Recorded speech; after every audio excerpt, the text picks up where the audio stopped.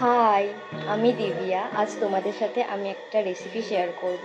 তো কি রেসিপি, পুরো ভিডিওটা স্কিপ না করে ঝটপট। মাংসটা ধুয়ে রেখেছি, তারপর মা আলুগুলো ভেজে নিয়েছিল নুন হলুদ মাখিয়ে। আর এই মশলার মধ্যে রয়েছে আদা, রসুন, গোলমরিচ, জিরে, দুখানা শুকনো লঙ্কা আর গরম মশলার মধ্যে লবঙ্গ আর এলাচ। আর এখানে মা কড়ার মধ্যে তেল দিয়ে দিয়েছে, তেল দিয়ে তেজপাতা শুকনো লঙ্কা ফোড়নে দিয়ে পেঁয়াজগুলোকে লাল লাল করে ভেজে নিয়েছিল। তারপর মশলাটা দিয়ে দিল, মশলাটা 2 মিনিট কষিয়ে নিয়েছিল।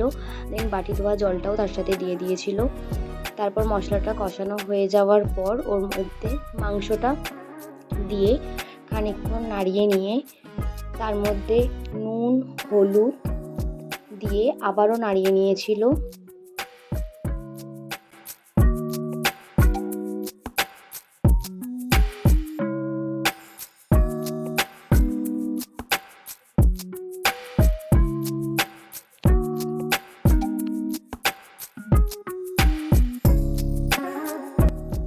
খানিকক্ষণ মাংসটা কড়ার মধ্যে কষানো হয়ে যাওয়ার পর মা একেবারে প্রেসার কুকারের মধ্যে দিয়ে পুরো মাংসটা প্রপারলি কষিয়েছিল।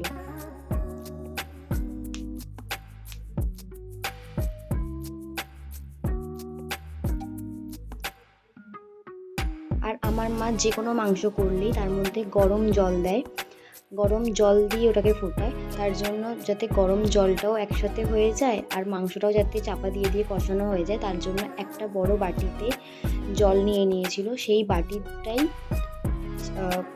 চাপা দিয়ে দিয়ে মা মাংসটা কষাচ্ছিল। তো এখানে মাংসটা কষানো প্রপারলি হয়ে যাওয়ার পর মা জলটা দিয়ে দিয়েছিল, গরম জল দিয়েছিল। গরম জল দেওয়ার পর তারপরে একটুখানি নাড়িয়ে চাড়িয়ে দেন কুকারের ঢাকনাটা আটকে দিয়েছিল। আর আমার মা কিন্তু খুব টেস্টি রান্না করে। এই যে এখানে হয়ে গেছে, মা সব ঠিকঠাক করে মশলাগুলো নাড়িয়ে নিচ্ছিল। তারপর সব কিছু হয়ে যাওয়ার পর মাংসটা যখন ফুটে গিয়েছিল তারপর কুকার বন্ধ করে দিয়েছিল। দেন 3টে সিটি দেওয়ার পর মাংসটা পুরোপুরি রেডি হয়ে গিয়েছিল। তো পুরো রেজাল্টটা তোমরা দেখে নাও, ভীষণ ইয়াম্মি খেতে হয়েছিল। তো আজকের রেসিপিটা এতটাই, দেখা হচ্ছে নেক্সট ভিডিও।